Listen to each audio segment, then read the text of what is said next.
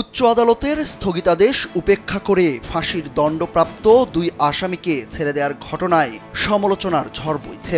12ই November দণ্ডপ্রাপ্ত দুই আসামিকে ছেড়ে দেয় কুমিল্লা কেন্দ্রীয় কারাগারের জেলার। পরে তাদেরকে পুনরায় গ্রেপ্তার করতে লক্ষ্মীপুরের আদালত পরোয়ানা জারি করে। এদিকে মুক্তি পেয়েই গণধর্ষণ মামলায় দণ্ডপ্রাপ্ত ওই দুই আসামি লাপাত্তা। ঘটনার 20 দিন পেরিয়ে গেলেও তাদেরকে গ্রেপ্তার করতে পারেনি পুলিশ। অপরদিকে দুই আসামিকে ছেড়ে দেওয়ার ঘটনার তদন্ত চলছে। জড়িত জেলারের বিরুদ্ধে বিভাগীয় ব্যবস্থা নেওয়া হতে পারে।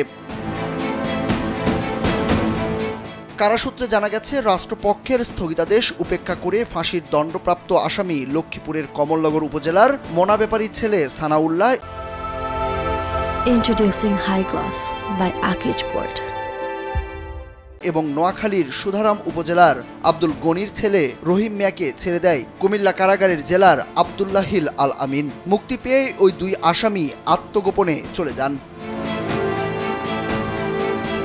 দুই আসামিকে ছেড়ে দেওয়ার ঘটনায় কারা অভ্যন্তরে ব্যাপক তোলপাড় সৃষ্টি হয়। কিভাবে কাগজপত্র অসম্পূর্ণ থাকার পরও ওই দুই আসামিকে ছেড়ে দিলেন জেলার, এ নিয়ে চলছে নানা সমালোচনা।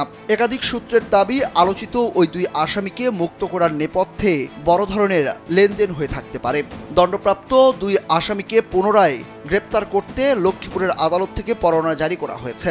আইনশৃঙ্খলা বাহিনী ওই দুই আসামির ছবি সংগ্রহ করেছে। এরই মধ্যে গোয়েন্দা সংস্থার সদস্যরা আসামিদের ছবি ও তথ্য সংগ্রহ করে তাদের ধরতে তৎপরতা চালাচ্ছে। এদিকে ওই ঘটনায় কুমিল্লা কারাগারের জেলার আব্দুল্লাহিল আলামিনের কর্মকাণ্ড খতিয়ে দেখছে কারা অধিদপ্তর। এ ঘটনায় জেলার আব্দুল্লাহিল আলামিনকে বিভাগীয় ব্যবস্থার আওতায় আনা হতে পারে। অনুসন্ধানে জানা গেছে, 2015 সালে গণধর্ষণের একটি মামলায় লক্ষ্মীপুরের জেলা আদালতে সানাউল্লাহ ও রহিম মিয়া সহ 4 আসামিকে ফাঁসির দণ্ডাদেশ দেওয়া হয়। সব আইনি প্রক্রিয়া সম্পন্ন করে রায় কার্যকরের জন্য সানাউল্লাহ ও রহিম মিয়াকে কুমিল্লা কেন্দ্রীয় কারাগারে পাঠানো হয়, আর বাকি দুই আসামিকে গাজীপুরের কাশিমপুর কারাগারে পাঠানো হয়।